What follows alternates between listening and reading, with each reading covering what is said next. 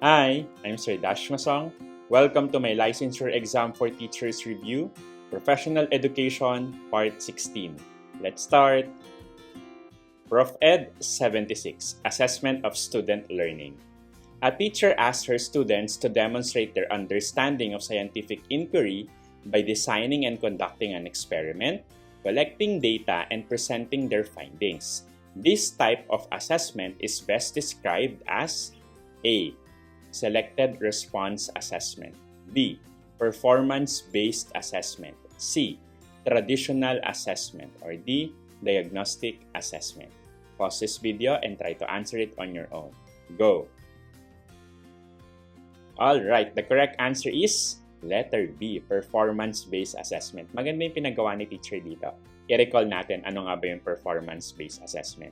Yung PBA or Performance-Based Assessment, it requires students to demonstrate their knowledge, skills, and abilities by performing a specific task or creating a product. Hindi kagaya ng traditional paper and pen test, yung performance-based assessment, they require students to actively demonstrate yung learning nila through real-world tasks. Let's analyze yung activity ni teacher. Nagpa-design, nagpa-conduct siya ng experiment, nag-collect ng data, nag-present ng findings. Isa yung example ng performance-based assessment. Okay, yung mga assessments na to, yung mga PBA, napaka-valuable nila. Bakit? They measure higher order thinking skills. Saka yung application ng knowledge in authentic context. Okay, bakit nga ba mali tong ACD? I-recall din natin. Yung selected response assessment, ito yung assessment na nag-i-involve ng pagpili ng correct answer from given options. Kagaya ng mga multiple choice, kaya true or false. So dito, hindi naman nagre-require ng performance ng task or creating a product. Yung letter C naman, yung traditional assessment, kaya tinawag na traditional, ito yung typically nag-i-involve ng paper and pen test with selected response or yung constructed response items naman. Yung diagnostic assessment, definitely mali talaga to kasi ito yung binibigay before instruction to identify yung prior knowledge and gaps ng students, not to assess yung performance after instruction. So the correct answer is letter B. That's it. See you sa next session. God bless.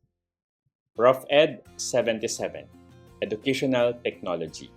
A teacher includes a lesson in her class on internet safety, respecting intellectual property, avoiding cyberbullying, and maintaining a positive digital footprint. This lesson addresses which concept? A. Digital literacy. B. Information literacy. C. Digital citizenship. Or D. Media literacy. Pause this video and try to answer it on your own.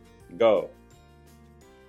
Alright, the correct answer is letter C, digital citizenship. Baka may mga nalito.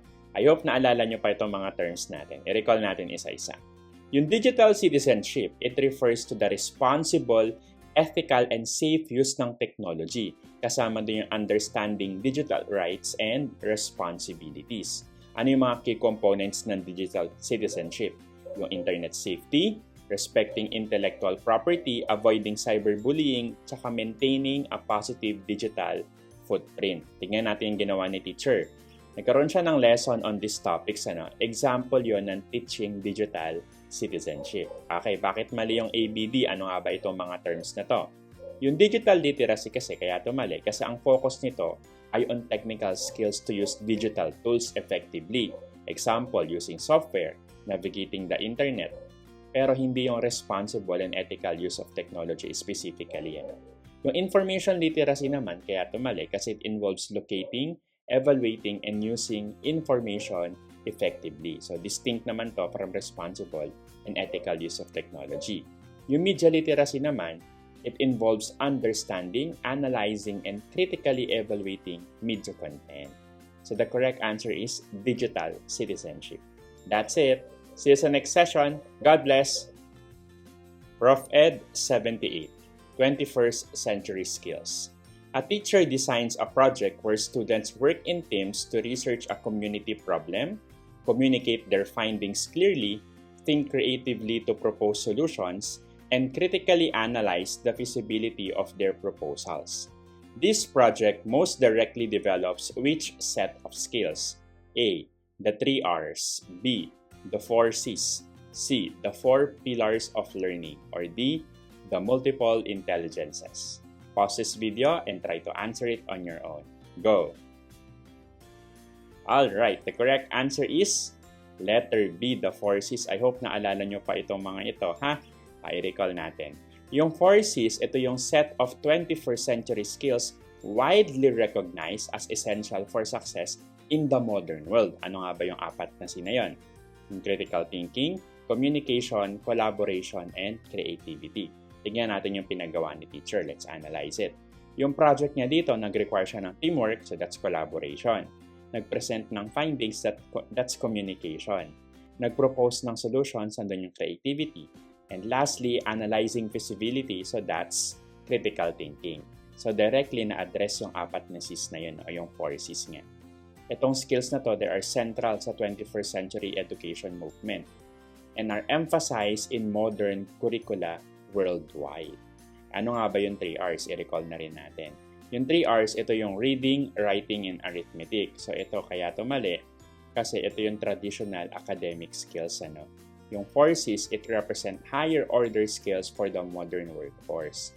Yung letter C naman, 4 pillars of learning, sana naalala nyo pa, ito yung know, do, live together, and be. Ito naman ay isang UNESCO framework for lifelong learning. Yung letter D, yung multiple intelligences, nasa previous sessions natin to, try nyo panoorin. Ito yung theory na pinopose ni Gardner, no? It's about different types of intelligences naman, not a framework for 21st century skills, kagaya ng 4 Cs. So the correct answer is letter D. That's it. See you sa next session. God bless. Prof. Ed 79, Teaching Profession. The Department of Education has established competency standards that require teachers to integrate technology in teaching, use digital resources effectively, and models digital citizenship. These standards are known as A. BLEPT ICT Competency Standards, B. ISTE Standards for Teachers, C.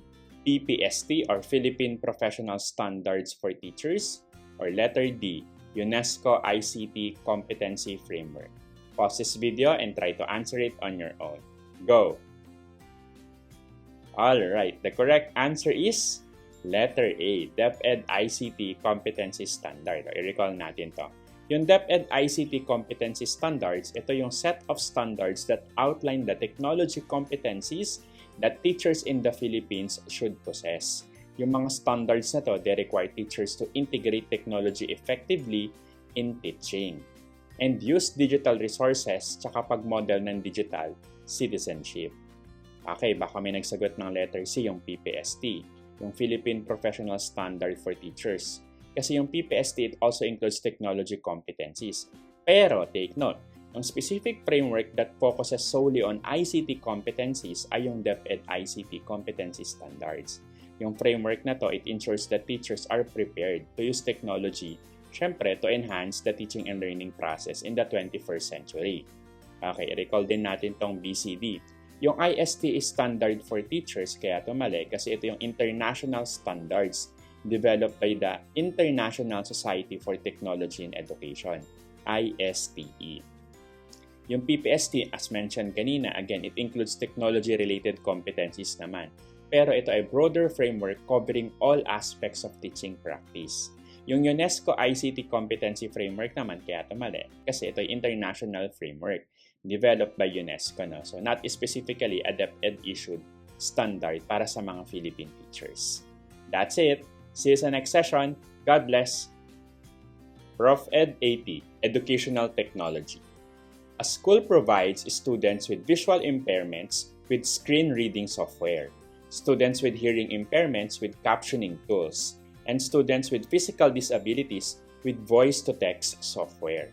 These technologies are best described as A. Adaptive technologies, B. Information technologies, C. Educational technologies, or D. Assistive technologies. Pause this video and try to answer it on your own. Go! Alright, the correct answer is letter D, assistive technologies. Let's recall these technologies. Yung assistive technology, it refers to any device, software or equipment that helps individuals, yung mga students natin, with disabilities to perform tasks that might otherwise be difficult or impossible. Ano yung mga example nun? Yung nabanggit dito sa question. Yung screen reading software para sa mga visually impaired students. Yung captioning tools para sa mga hearing impaired students. At yung voice-to-text software naman para sa mga physically disabled students. So ito yung mga example ng assistive technology. Yung technologies na to, ang aim nila ay to increase, maintain, or improve functional capabilities ng ating mga students or any individual with disabilities. Sa education, sa school, itong assistive technology, they ensure that all students, regardless of their disabilities, have equal access to learning opportunities. Okay, recall natin yung ABC. Baka may nagsagot ng letter A, adaptive technologies. Okay, may sense. Bakit? Kasi itong terms na to are sometimes used interchangeably, no?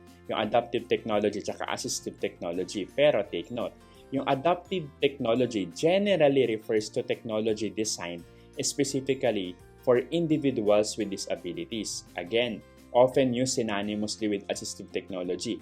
However, take note, yung assistive technology ay yung standard and more widely used term sa mga exams, especially in educational context. Okay.